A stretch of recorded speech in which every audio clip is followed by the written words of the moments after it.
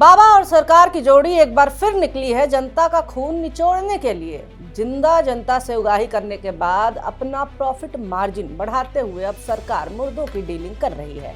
Beneficiary हैं सदगुरु। जीते जी आपको नरक यात्रा कराने वाली सरकारें आपके मरने के लिए वीवीआईपी व्यवस्था कर रही हैं। मामला पटना के बांसघाट श्मशान का है। 4.5 एकड़ में फैला ये घाट 89.40 करोड़ रुपए की लागत से तैयार हुआ है। सरकारी रुपया लगा है ये। इसमें एक साथ 18 चिताएं जल सकती हैं। 4 electric oven, 6 wood cremation oven और 8 पारंपरिक चिता स्थल है। शोकाकुल परिजनों के लिए 2 एसी वेटिंग हॉल, 42 फीट ऊंचे मोक्ष द्वार और बैकुंठ द्वार और गंगा जल पाइपलाइन से जुड़ा शिव प्रतिमा वाला अस्थि विसर्जन तालाब भी बनाया गया है। ये पूरा कॉम्प्लेक्स सरकार ने बनाया है, लेकिन इसके संचालन की जिम्मेदारी बिहार सरकार ने 5 साल के लिए सदगुरु के ईशा फाउंडेशन को मुफ्त में सौंप दी है। जग्गी वासुदेव अंतिम संस्कार के बिजनेस में आ गए हैं, तो सरकार को इतनी खुशी क्यों हुई कि नियम कानूनों की धज्जियां उड़ाते हुए इनके ऊपर मेहरबानी करने लगी? आखिर जग्गी वासुदेव और सरकार का रिश्ता क्या है? क्या जनता जिंदा या मुर्दा सरकार के इस्तेमाल का सामान ही बन के रह गई है? चलिए जानते हैं इन सवालों के जवाब पॉलिटिकल नारी के इस एपिसोड में।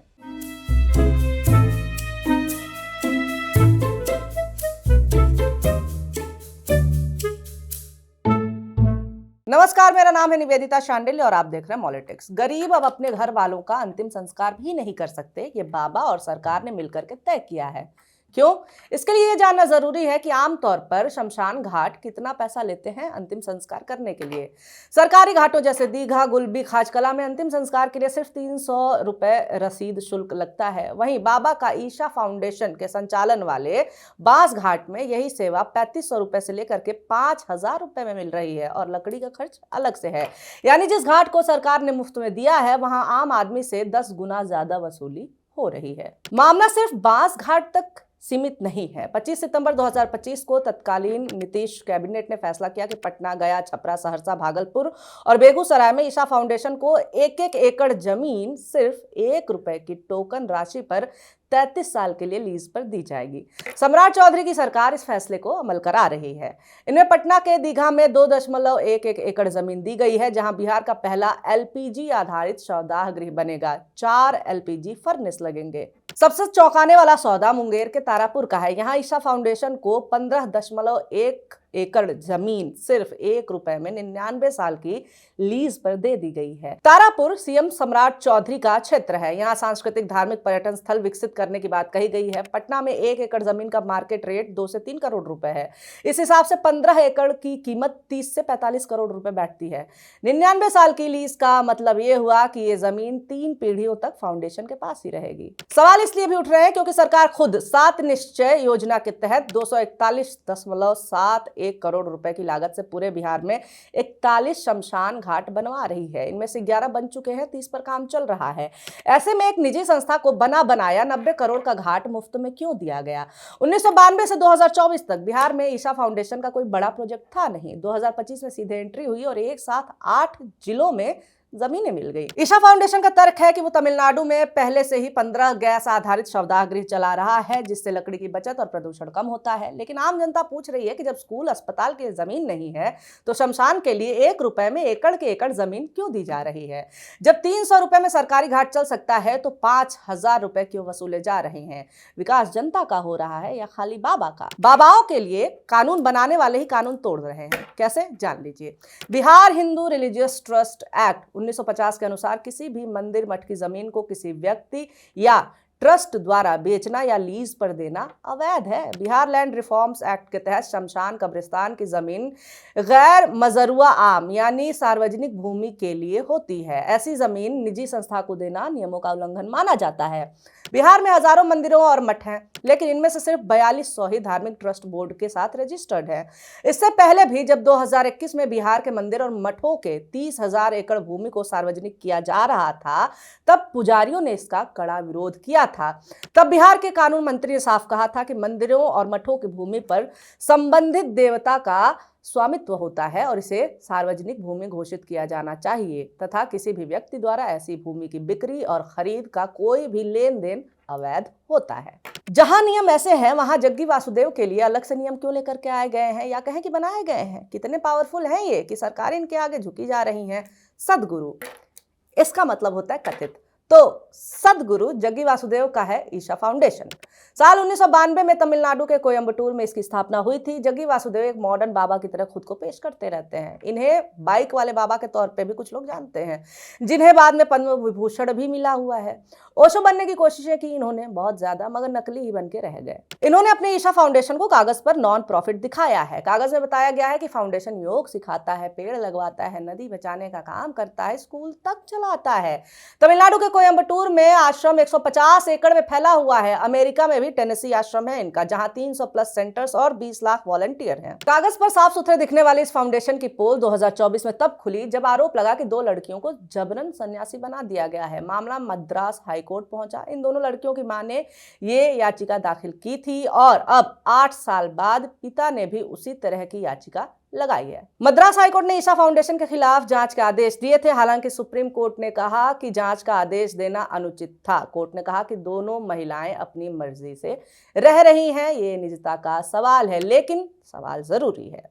फाउंडेशन एक बार और विवाद में तब आया जब एसएन सुब्रमण्यम नाम के स्थानीय निवासी ने कोयम्बटूर में कायथा स्थानम नाम के गैस आधारित शमशान घाट पर याचिका दायर की। याचिकाकर्ता का घर शमशान से सिर्फ 10 मीटर की दूरी पर था, जबकि तमिलनाडु विलेज पंचायत रूल 1999 के नियम 7 के तहत किसी भी घर या पानी के जगह से 90 मीटर के अंदर शमशान बन ही नहीं सकता है। यह आदिवासी इलाका था जहां शव दफनाए जाते थे, जलाए नहीं जाते। पर ईशा फाउंडेशन 30 किलोमीटर दूर कोयम्बटूर शहर से रोज शव ला करके जला रहा था, जिससे तेज धुआं और बदबू आती थी। 26 फरवरी 2026 को सुनवाई के दौरान कोर्ट ने कहा कि ईशा फाउंडेशन याचिकाकर्ता को उसके घर का उचित बाजार मूल्य दे और उसे कहीं और बसने में मदद करे। ईशा फाउंडेशन पर 20.80 हेक्टेयर जमीन पर बिना एनओसी के कंस्ट्रक्शन का आरोप भी लगा। टाउन एंड कंट्री प्लानिंग विभाग ने बताया कि 15.53 हेक्टेयर नंजई गीली जमीन है और कलेक्टर, फायर, प्रदूषण बोर्ड से किसी से भी कोई भी एनओसी नहीं ली गई। लगातार जग्गी की संस्था नियमों से खेलते, मरोड़ते और उसे तोड़ते रही है, मगर ये बाबा प्रधान देश है जहां सरकारें इनके चरणों में रहती हैं। सजा की जगह इनको उल्टे ही फायदा पहुंचाने में लगी रहती है। बदले में यही बाबा इन नेताओं के लिए वोट लेकर के आते हैं और ये पहला और इकलौता मामला तो है ही नहीं। मौजूदा सरकार की खास तौर से यही तो नीति है। सरकार समय समय पर इन बाबाओं को फायदा पहुंचाती रहती है और बदले में बाबा लोग भी बीजेपी के सपोर्ट में बयानबाजी कर देते हैं, वोट मिल जाता है। सबसे बड़ा उदाहरण बाबा रामदेव। बाबा रामदेव के पतंजलि को 2010 में हिमाचल में बीजेपी सरकार ने सोलन में 98 एकड़ जमीन दी, जिसे 2013 में कांग्रेस सरकार ने कानून उल्लंघन कह करके लीज रद्द कर दी। हाईकोर्ट ने यथास्थिति रखने को कहा। उत्तराखंड में 81 केस जमीन कानून उल्लंघन के हैं इनके खिलाफ। आरोप लगा कि ग्राम सभा की 7.8 एकड़ जमीन पर बाबा का कब्जा है। 387.5 एकड़ खरीदी पर सिर्फ 20 एकड़ पर यूनिवर्सिटी बना ली। बाकी खेती, लैंड बैंक 84.86 एकड़ जमीन बिना अनुमति के खरीदी है। अपने देश में जमीनें कम पड़ गई तो बाबा नेपाल जाकर पतंजलि योग पीठ नेपाल लैंड सीलिंग छूट का दुरुपयोग किए। CIAA ने रामदेव बालकृष्ण को समन भी भेजा। ज्यादातर केस इनके खिलाफ जो है वो अभी कोर्ट में चल रहे हैं। सारे कानून आम जनता पर ही लागू कराए जाते हैं। बाबा और फाउंडेशन मोह माया से ऊपर उठाने के नाम पर जीवन की सारी मोह मायाओं के मजे लेते रहते हैं। कानून फाइन, वो तो गरीबों के लिए है। श्री श्री रविशंकर यमुना नदी को ऐसा नुकसान पहुंचाते हैं कि नेशनल ग्रीन ट्रिब्यूनल चेतावनी देता है कि इस नुकसान की भरपाई हो ही नहीं सकती।